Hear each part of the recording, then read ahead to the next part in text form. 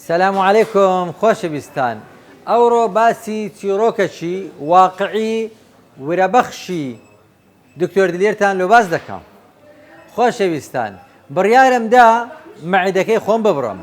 بێزار بووم لە قەڵەوی، بێزار بووم لە لاقئێشەی، بێزار بووم لە پشتێشەی، بێزار بووم لە ڕێجیمی، بێزار بووم لە خاس خواردنی.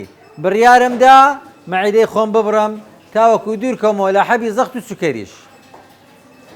ئەو ڕۆژەیە کە عملیاتم کرد سەعاتەکەی بە خۆم دیاریم کرد. گوتم سەعات 2 ڕۆژی هەینی لەسەر کوڕی ئەرزی تەنها 3 کەس دەیانزانی عملیات دەکرێم. خێزانم، دکتۆر کاوە باجەلان، دکتۆر ئامانج بورهان. ئەو 3 کەسە دەیانزانی. کوڕەکانی خۆم، منداڵەکانی خۆم نەیان دەزانی. خوشک و برایەکانم نەیان دەزانی.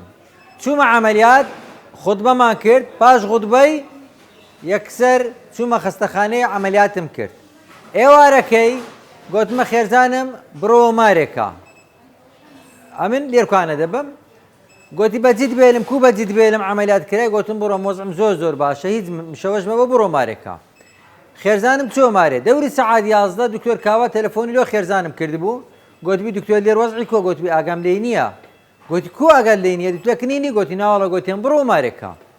دکتۆر کاوە گوت پێ دکتۆرە پەروینی خێرزانی، ئەمن ئەو شە دەستمەکن دکتۆر دلێری لە خەستەخانەی عملیاتی بڕینی گەدەی لۆکرایە. ئەشای هینا و هاتەکنە من. گوتی ئەو شۆکە لە کنەتوو دەبم. گوتم کاک دکتۆر وەزعم زۆر باشە، بڕۆ مارێکە، هیچ پێویست ناکە. ئەی گوتی کو دەبی؟ گوتم جەڕەسەیە، پارەی خۆمدایە، لە خەستەخانەی داخل کرایمە، ئیشەکەم هەبی، جەڕەسەکەی لێ دەدەم و ستافەکان خزمەت دەکەن و ئیشەکەی خۆم دەکەم. پێویست ناکە ئەزیەت بچێشی. قەنەعەتی دکتۆر کاوەمینا ئەویش چۆ مارێکە.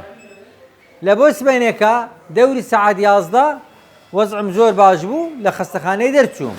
لە بۆ ڕۆژی شەممەی خەفەر بووم لە خەستەخانەی. لە بۆ ئێوارەکەی 6 عملیاتم هەبوو. کاتی نێژی مەغریب بوو، دکتۆر ئامانج بورهان تەلەفۆنی لۆ کردم. گوتی دکتۆر دلێر لە چێندەری؟ ویستی سەردانم بکاتن. گوتم کاک دکتۆر لە تەواریمە. گوتی چ بووە؟ چ لێ هاتیە؟ وای زانێ من وەزعم خراپ بووە. گوتم نانە وەزعم زۆر باشە. ئەمن ئەو ئێستا 6 عملیاتم عملیاتی لۆ خەڵکی دەکەم. گوتی بەڕاستی تەتوو؟ ینی سوپرایز بوو بەو قسەی. حتا تەلەفۆنی لۆ دکتۆر کاوەی کردبوو. گوتی ئەو دیێرەیە چ دەکاتن؟ گوتی وەڵای دلێر هەموو شتێکی جیاوازە. ئیدی ئەوە بوو دکتۆر ئامانج کە بینی ئەمن زۆر باشم. تەنانەت سکرتێرەکەی خۆم نێزانی عملیات کرایمە تاوەکو 2 مانجی. پاش 2 مانجی کە دیتیان وەزنم وردەدا دەبەزی، پاش 2 مانجی ئەو جێ ئیعلانم کرد لە بۆ خەڵکی کاکە من مەعیدەی خۆم بڕیا، چونکە بەردەوام خەڵک داوەتیان دەکرددا گۆوەرنانی بخۆ، ئەمیش داوەتەکانم ڕەفز دەکردەوە. پرسیاریان دروست دەبوو دکتۆر لۆ ئێستا کە نایە داوەتی ناخۆی.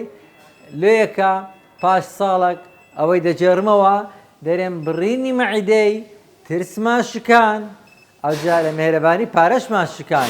ئەو عملیاتە لە بۆ خۆمیان کرد بە 32 وەرەقەی کە دکتۆرەکە عەلەساس زەمیلین و جەڕاحین و خاتری گرتیمە، بە 32 وەرەقەی لۆ کردم کە خەستەخانەی مێرەبانیم کردەوە.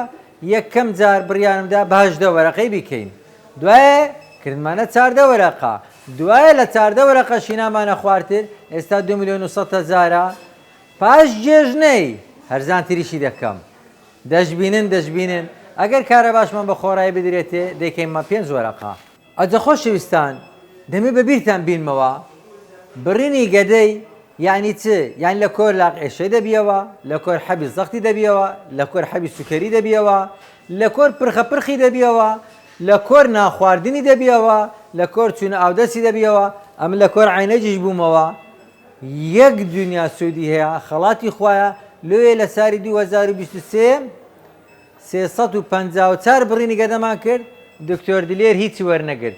لە ساڵی 2024 500 عملیاتی بڕینی گەدە دەکەین بە پشتیوانی خوای گەورە.